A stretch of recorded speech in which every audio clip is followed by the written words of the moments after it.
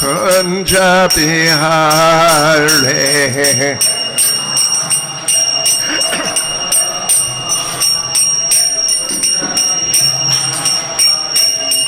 Jaya Radha Madhava Kunja Bihari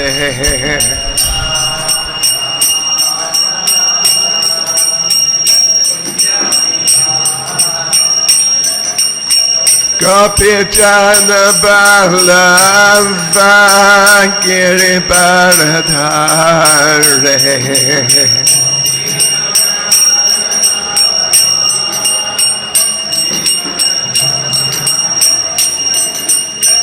Gopi Jana Ballava Giribaradhare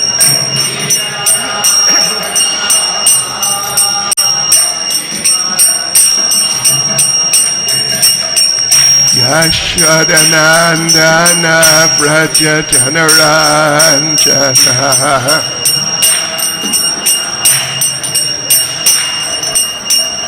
Yashodanandana Vraja Janaranjana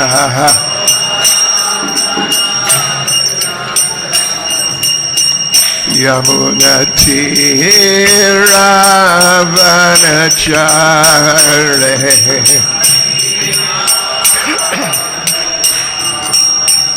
Yamunati Ravanachare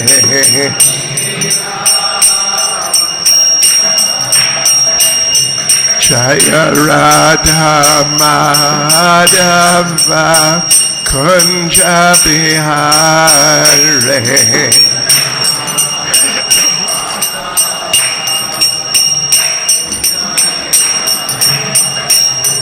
Jaya Radha Madhava Kunja Bihari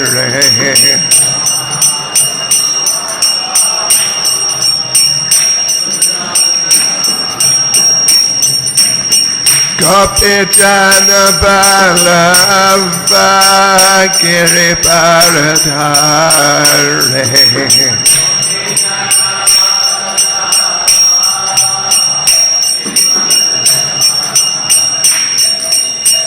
Gopi Jana Ballava Giribaradhare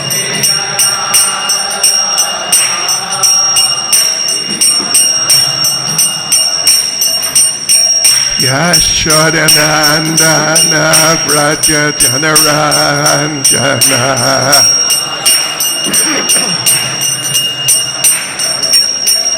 Yashodanandana Vraja Janaranjana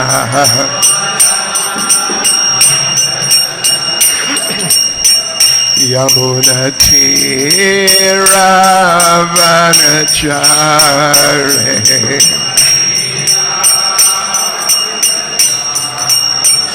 Yamunati Ravanachare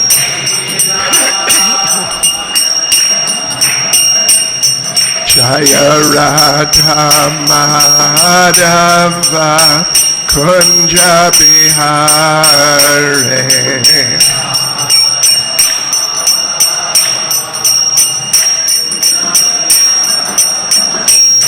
Jaya Radha Madhava Kunja Bihari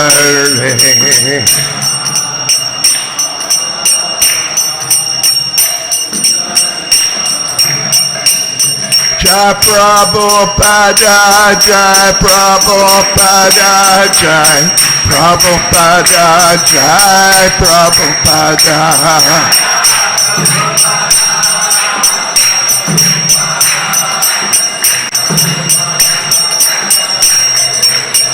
Jai Prabhupada, Jai Prabhupada, Jai Prabhupada, Jai Prabhupada.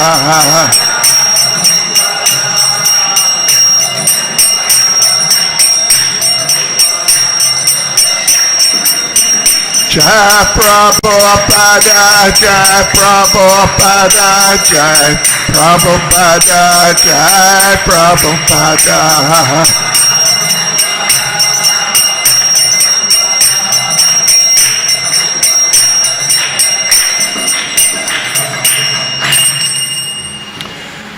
Jayam Vishnupad Paramahansa Parivrajacharya Stanasa Sishmadis Divine Grace A.C. Bhaktivedanta Swami Srila Prabhupada Ki ISKCON's founder Acharya Srila Prabhupada Ki Grantaraj Srimad Bhagavatam Ki Shri Shri Radha Rasabihariji Ki Shishi Sitaram Lakshman Hanuman Ki Shishi Gonitai Ki Sankirtan Yajna Ki Go Premanande. All glories to the Sama devotees, all glories to the Sama devotees, all glories to the devotees, all glories to Sri Guru and Sri Gauranga, all glories to Srila Prabhupada.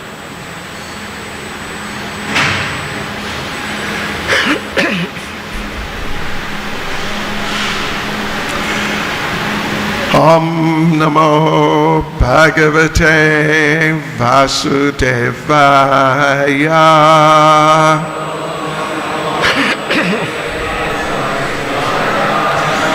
Om Namo Bhagavate Vasudevaya.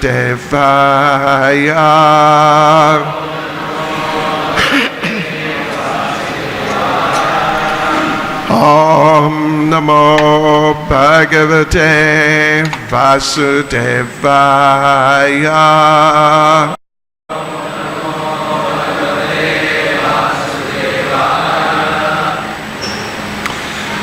So this morning we're reading Srimad Bhagavatam, Canto 7, Chapter 13, The Behavior of the Perfect Person, Text 18. Na te shayanasya nirudyamasya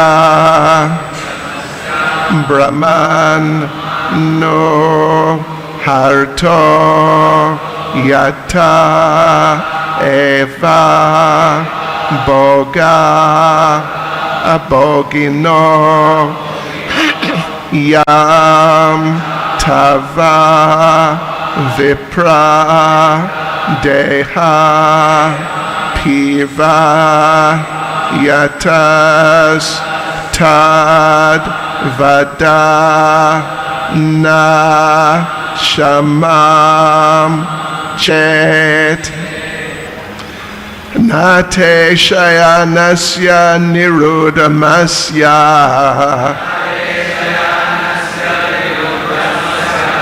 Brahmanuharto yata eva boga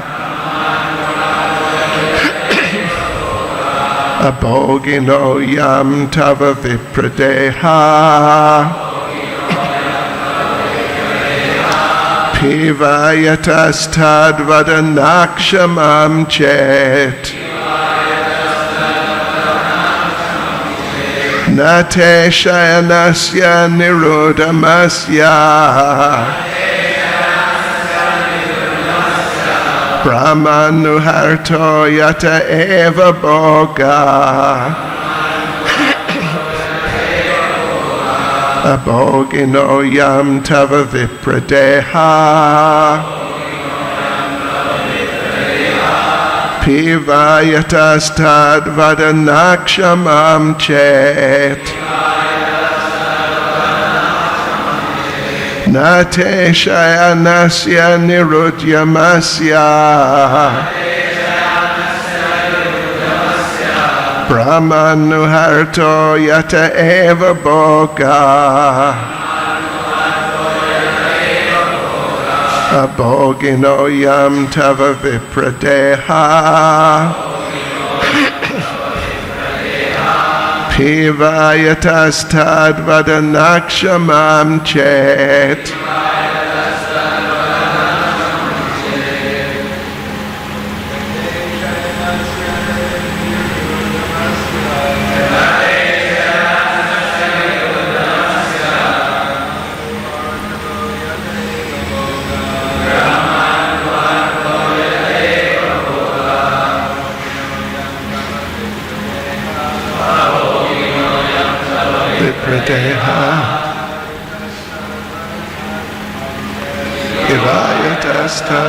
Vadanakshamam Chet.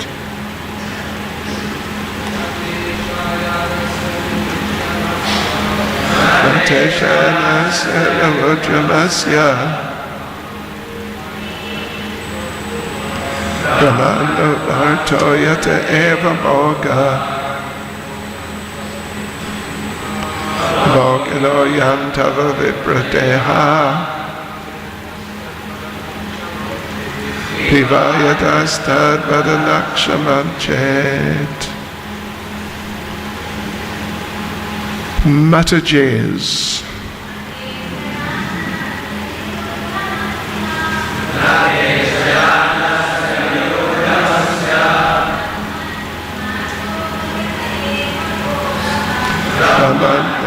Toyata eva oka Abogino yanta vipradeha Vivayatasta vadanakshamam chet.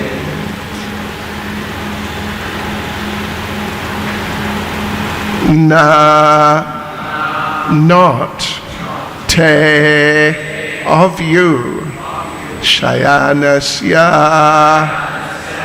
lying down, nirodjamasya, without activities, Brahman, O saintly person, no, indeed, ha, it is evident, artha, money, yata, from which, eva, indeed, boga, sense enjoyment, abogina, of one who is not engaged in sense enjoyment. Ayam, this, tava, your, vipra, O learned Brahman, deha, body, piva, fat, yata, how is it?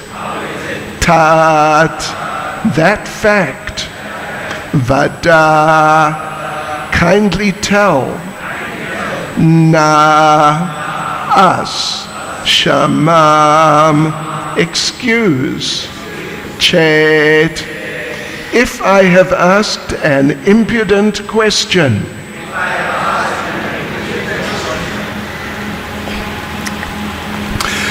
Translation.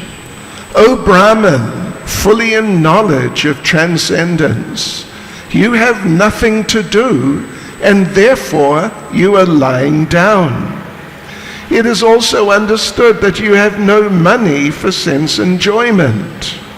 How then has your body become so fat?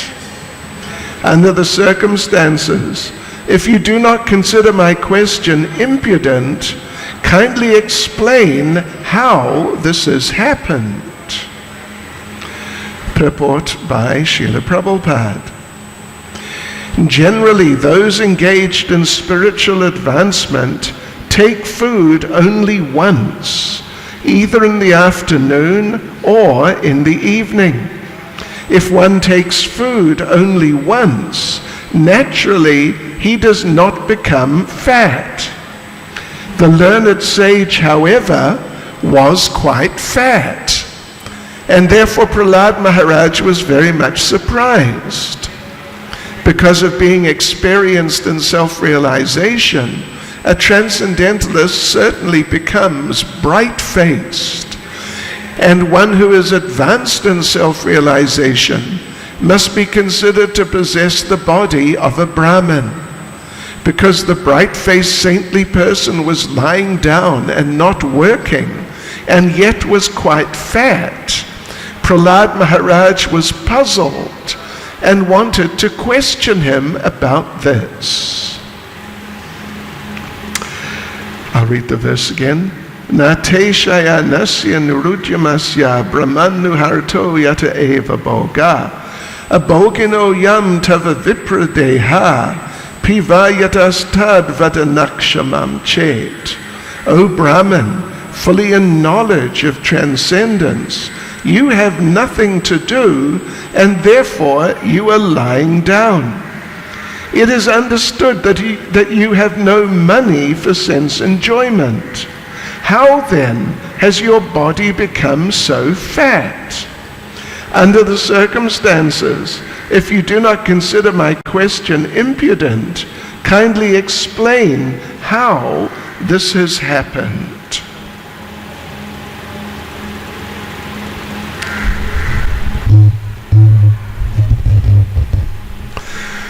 Nama Om Vishnu Padaya Krishna Prestaya Bhutale Shrimati Bhakti Vedanta Swaminiti Namane Namaste Saraswati Deve Gauravani Pracharane Nirvishesha Shunyavadi Pastyachya Deshatarane Sri Krishna Chaitanya Prabhu Nityananda Shri Advaita Gadadha Shivas Adi Gaura Bhakta Vrinda Hare Krishna, Krishna Krishna, Hare Hare, Hare Rama, Rama Hare Hare. Panchakapatarubhyascha kripa sindhubhya evacha patitanam pavanebhyo vaishnavebhyo namo namaha. Vaishnavebhyo namo namaha. So this is Prahlad Maharaj continuing his questioning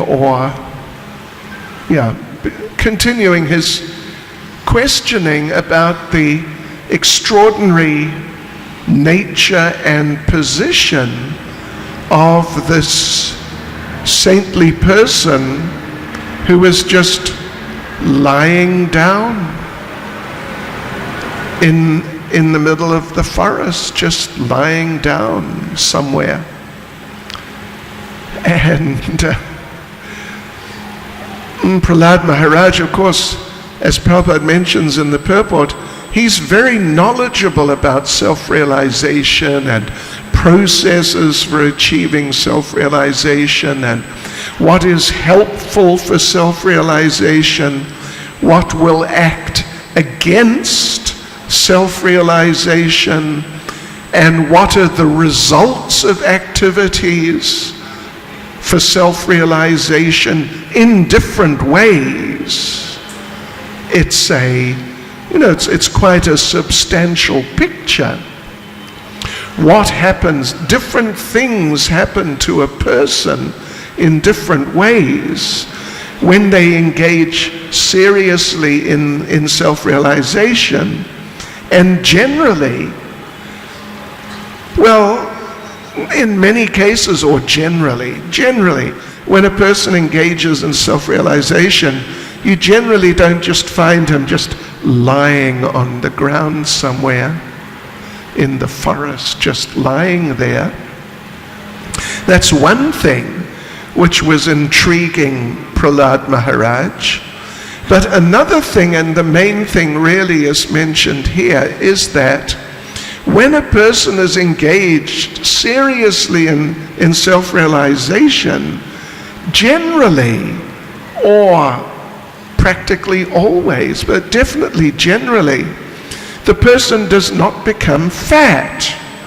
Their body, if anything, will be quite slim, because self-realization, generally any valid process of self-realization, involves limiting or restricting the basic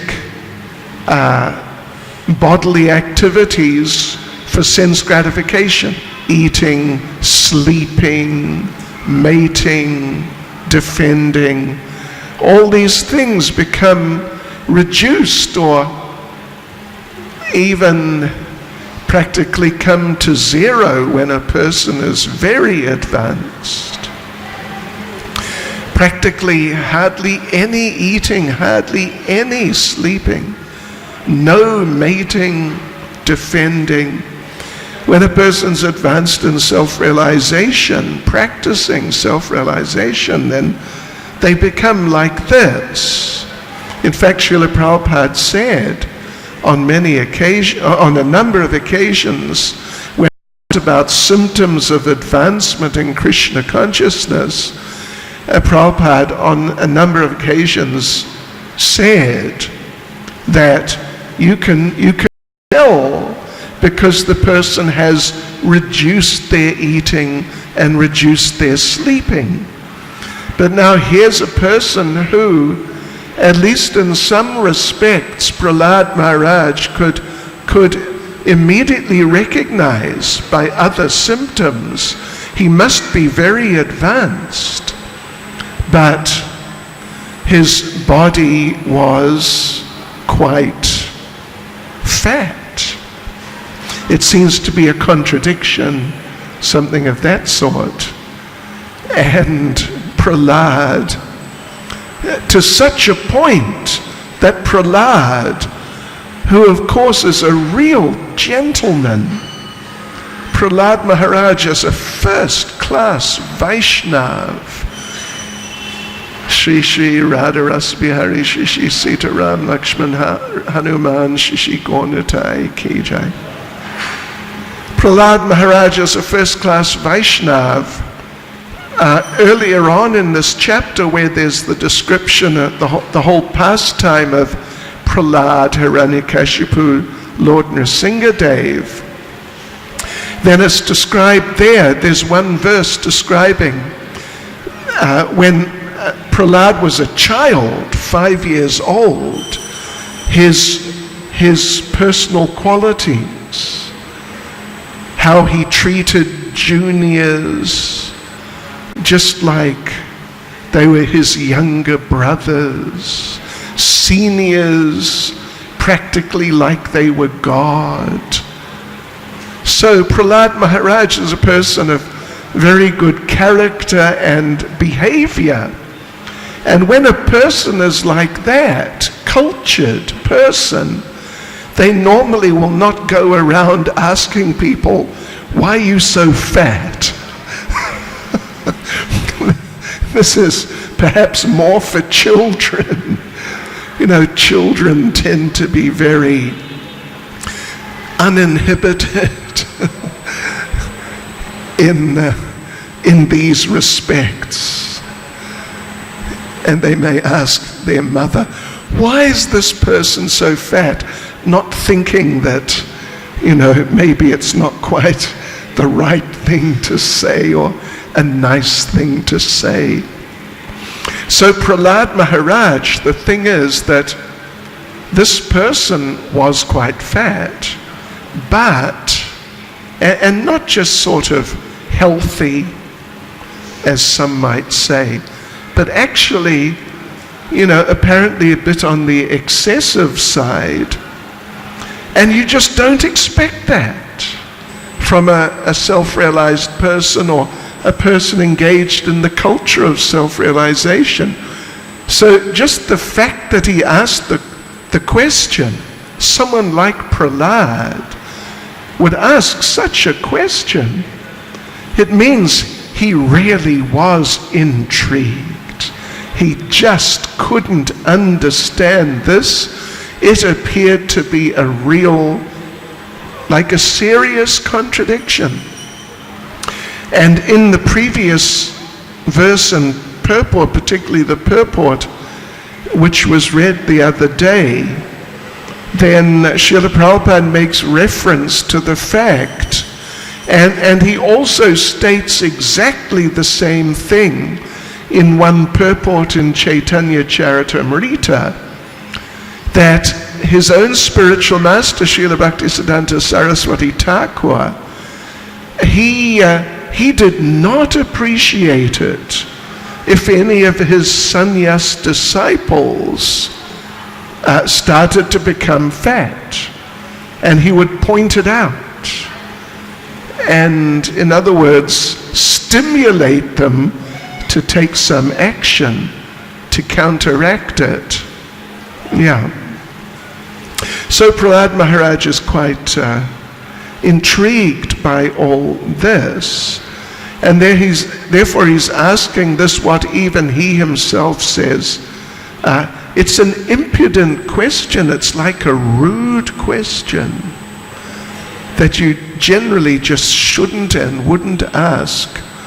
But because of the extraordinary circumstances, he wants to ask. He does ask. So this man is just lying there. He has no money. So even if he wasn't lying there, if he was to get up and move around, he couldn't go to the supermarket because he's got no money to buy anything. So it's all, anyway, it's like there's a network of contradictions there. And I was reading through this and thinking about it the last day or two. And it made me think, or it reminded me about this month of Damodar. This month of Damodar, because as you all know, that the whole Damodar Leela is, at least there is a connection with eating.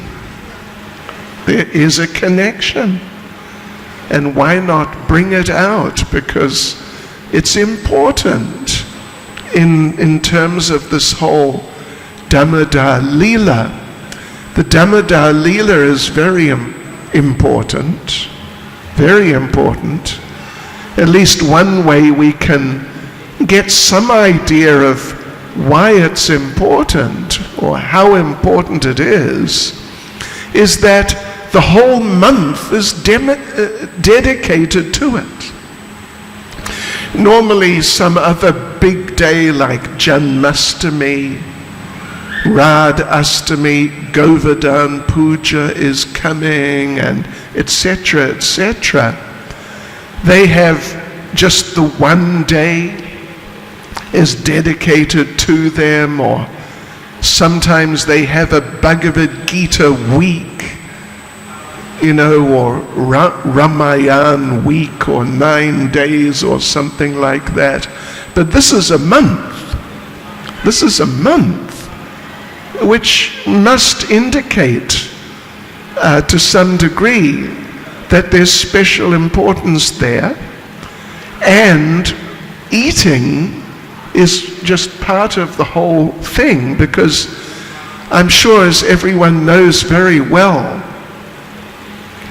as is said at least in the English language tradition, all good stories begin once upon a time. So once upon a time, maybe not in the Indian tradition, it's okay, but Mother Yashoda was churning yogurt into butter while breastfeeding Krishna, who's just small at that time. He's perhaps 3 or something along those lines.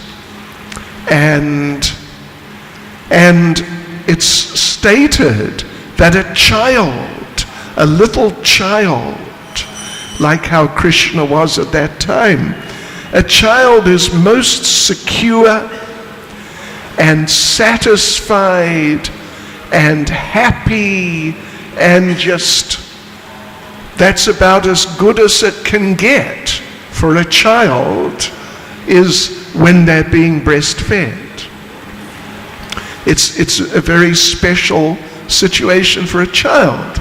So Mother Yashoda was sort of, you could say, multitasking, doing the churning the yogurt into butter while breastfeeding Krishna, and then the milk on the stove started boiling over, because the milk is not just a thing, like an object something non-personal, but the milk is a person, the milk is a devotee. I don't know whether the milk is a he or a she, although dut is masculine, I believe. Is it? As a word? Masculine? Gender? Anyway, masculine or feminine, the milk is a devotee and was anxious because the milk wanted to be drunk by Krishna. That is his or her service. And it means a lot to the milk to be able to serve Krishna in the prescribed way. So the milk became anxious, started to make it look like it or he or she was boiling over, just to attract the attention of Mother Yashoda, so she would stop breastfeeding Krishna. And sure enough, because Mother Yashoda is very first-class housewife, devotee, and she would never want to waste a drop of milk, right? Prabhupada on a number of occasions explained that milk is liquid religiosity, and you cannot waste a drop. If you do, that's a problem, and it will cause problems for you in the future. So she just dropped everything. Krishna's there being breastfed in the best position of all. Suddenly he was just on the ground, looking up at the sky. And apparently Mother Yashoda did not ask him, is it all right, or don't mind, or anything. He just found he was on the ground. And in the context of their parental pastimes there in Vrindavan, and the different exchanges that Mother Yashoda has with Krishna, so in that context Krishna became very angry. And you know the story. He found some rock or something hard, smashed that pot of yogurt, which was partially yogurt, partially buttermilk, partially butter, just mixed up like that. And so it all started coming out. Well, it just poured out. It must have been perhaps 20 liters. Can you imagine 20 liters just all over the floor? Krishna was really transcendentally upset. And there were pots of different dairy products hanging from the ceiling. Somehow, even though a little boy, he managed to climb up and smash some of them. Butter, milk, cream, yogurt, etc., etc. And how many liters must have been on the floor? It was really a mess. A housewife's nightmare. And and Krishna was upset. So the description is there that Krishna then, at that point, he went somewhere just nearby in the house, found some quiet little secluded place, and just sat and cried because he was upset. And Srila Jiva Goswami makes the point, interesting and important point. He says, the fact that Krishna went to some secluded place and sat and cried, really in an emotional condition, Jiva Goswami says, this proves Krishna was not acting. in general, in his interactions, his relationships with his devotees, it is not that Krishna just thinks, like with Mother Yashoda, that yes, well, she's a nice devotee, she thinks I'm her son, but I am not. I am God, but she's so nice, I don't want to disappoint her, so I will act like I'm her son. I'm not her son, but I will act as if I'm her son, just, to be nice to her. No, Krishna is actually thinking that she is my mother, and she mistreated me, and therefore he's genuinely upset. So that's one interesting point.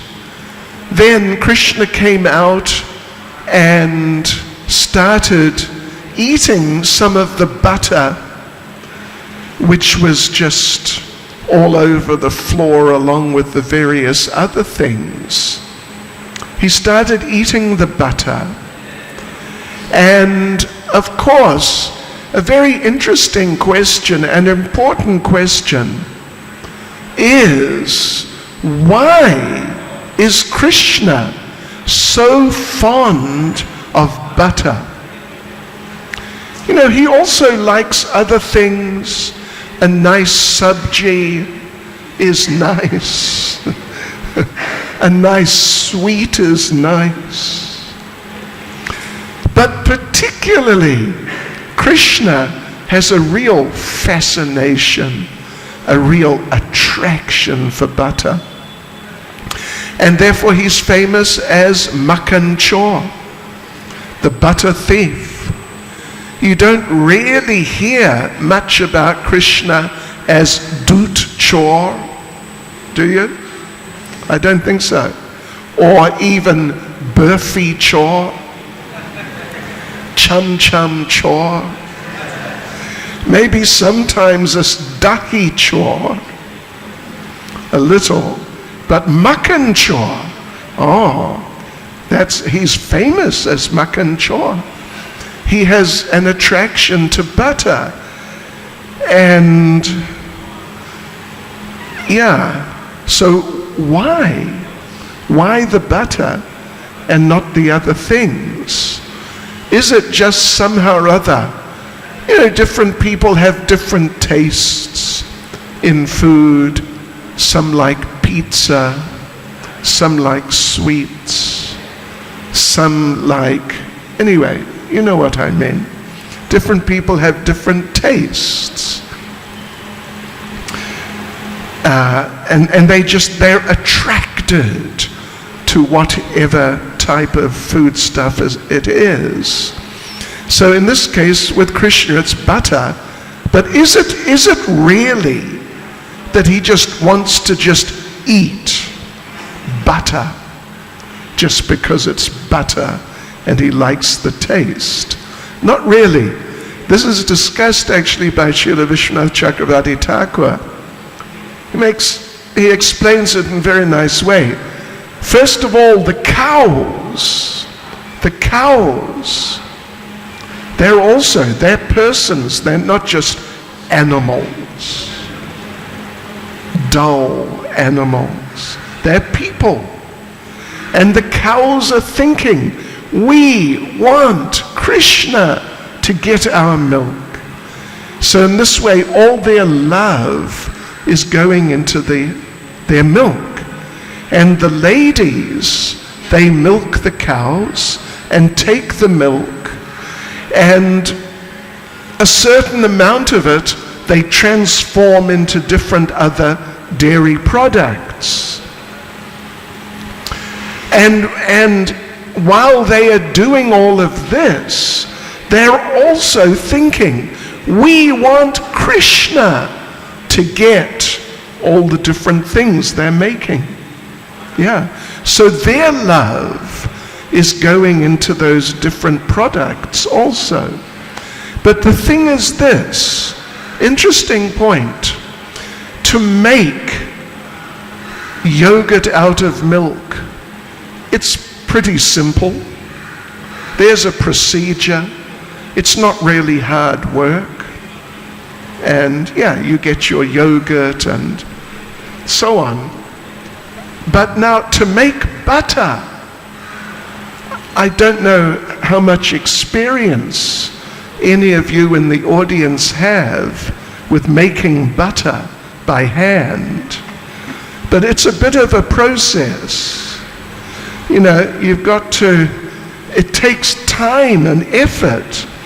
And in the description in the 10th canto of Mother Yashoda, before the milk started boiling over, when she was just busy with the yogurt, the description is, she was working very hard and she was perspiring profusely. It's hard work.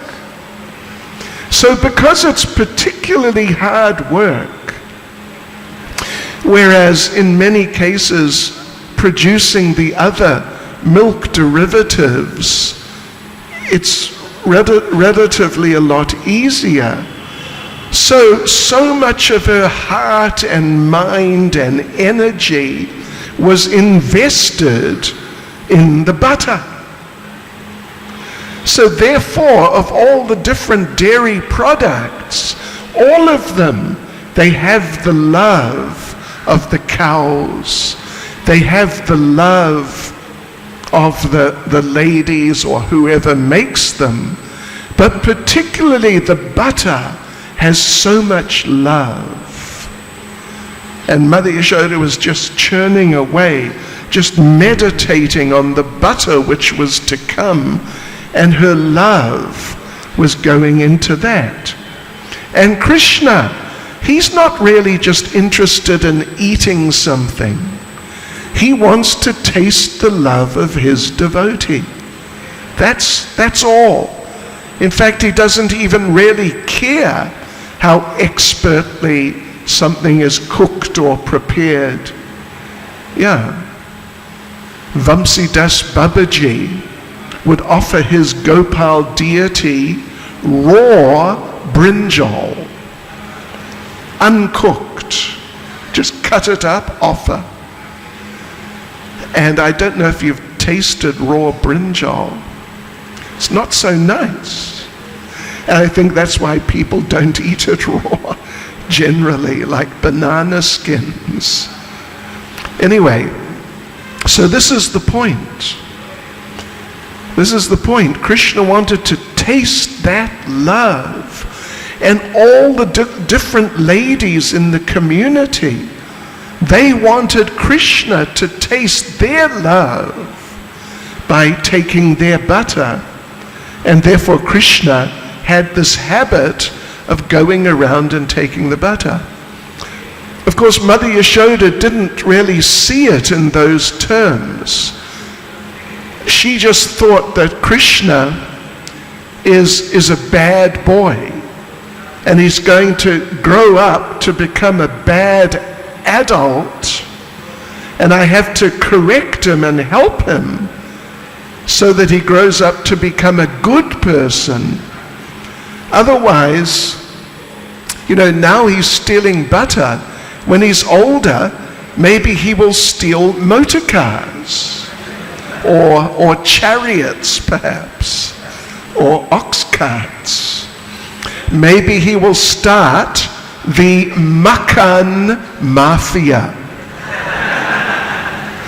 And he'll become a famous criminal, and everyone will think, who is the mother of this person? What sort of useless mother did he have?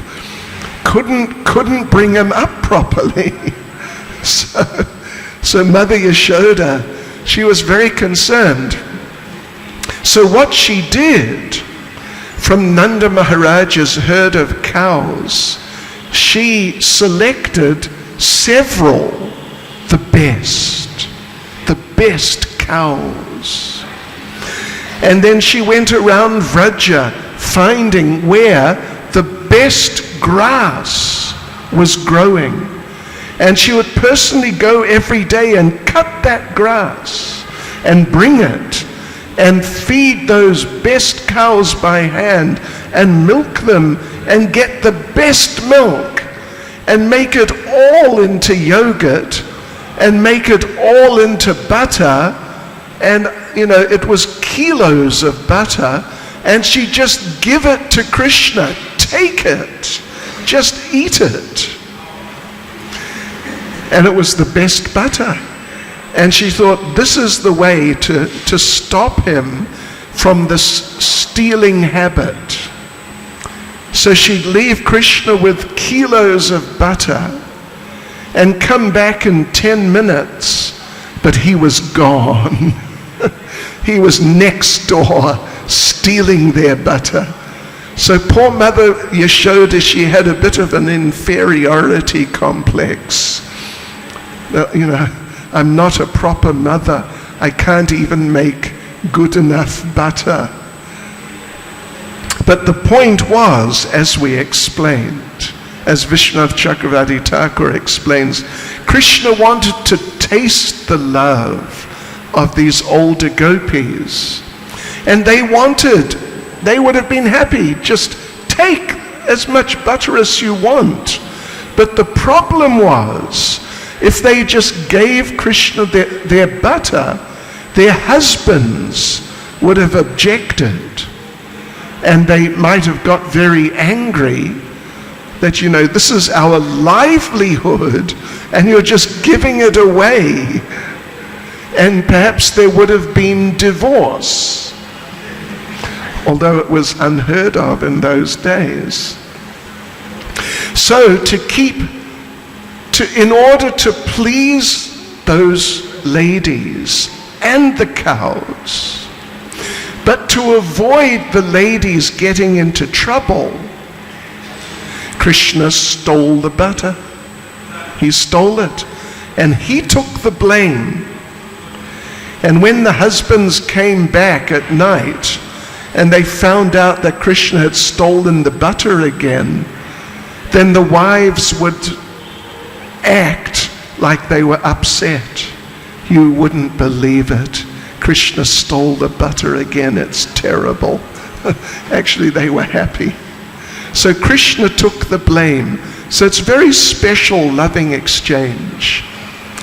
Anyway, Krishna came out of that hiding place and started eating the butter until he had had enough and started feeding the monkeys until they had had enough and they were refusing.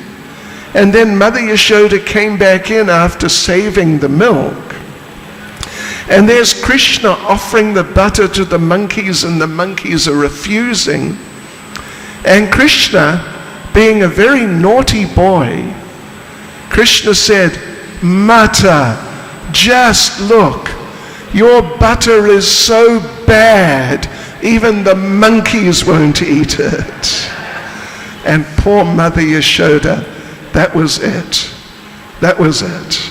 It was too much. And she felt, okay, I have to do something, correct this boy. And so then she started to chase him with a stick, as if she was going to hit him.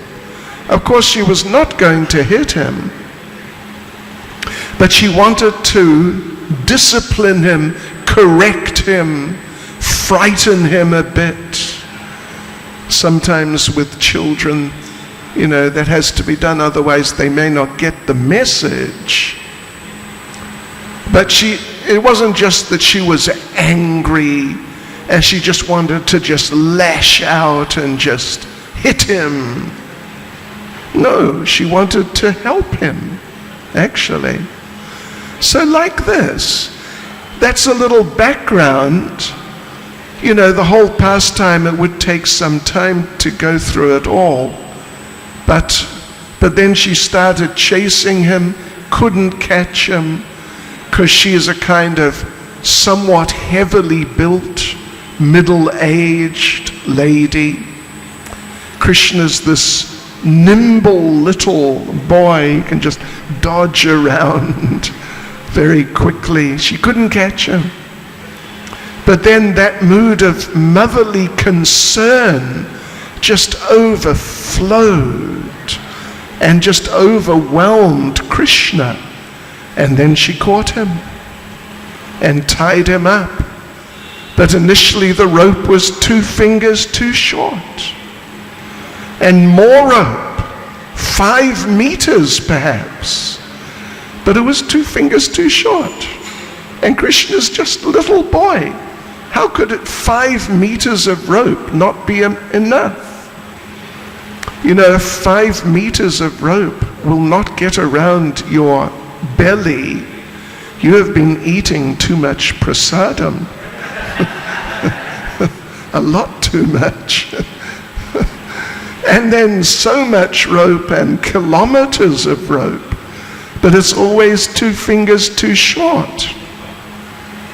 And then again her love just overflowed and her motherly concern. I have to help this child. I have to help him. And then it overpowered Krishna. She caught Krishna.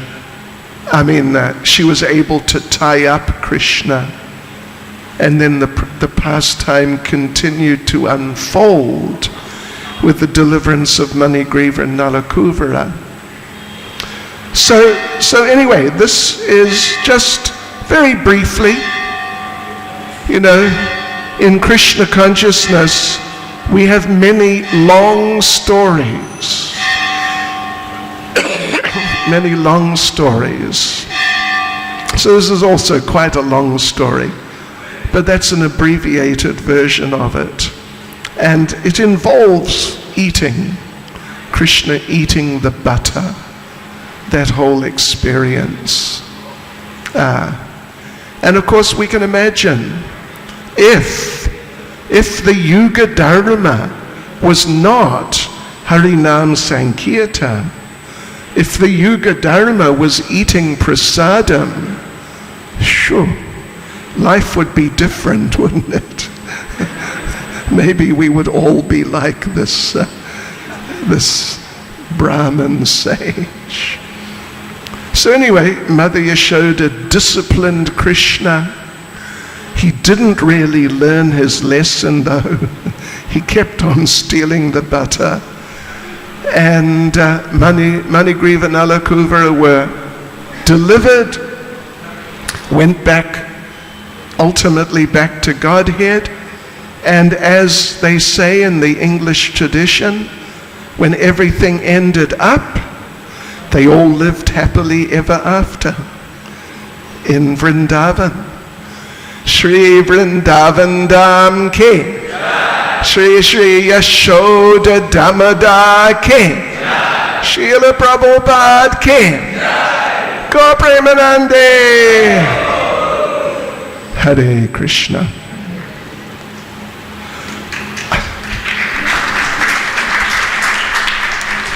You're very generous. I think that's all we have time for.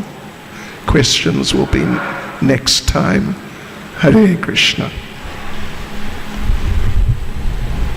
Bhakti Caitanya Swami Maharaj.